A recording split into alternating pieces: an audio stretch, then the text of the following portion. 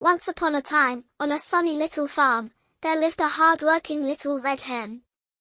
She lived with her friends, a lazy cat, a sleepy dog, and a noisy duck.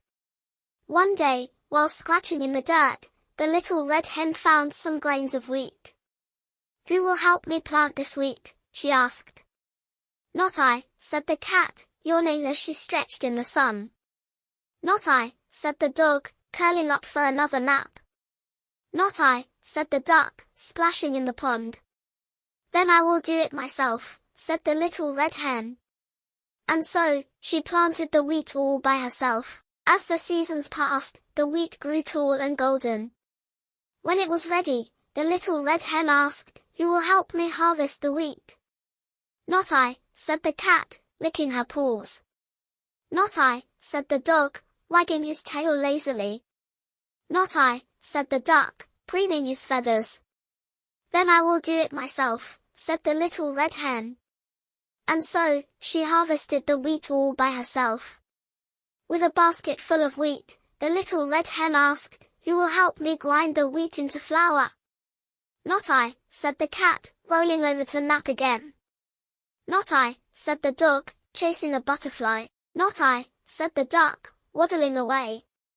"Then I will do it myself," said the little red hen. And so, she took the wheat to the mill and ground it into fine, soft flour all by herself. Back at the farm, the little red hen asked, "Who will help me bake the bread?" "Not I," said the cat, stretching lazily. "Not I," said the dog, digging a hole.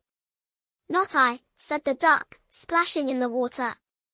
"Then I will do it myself," said the little red hen.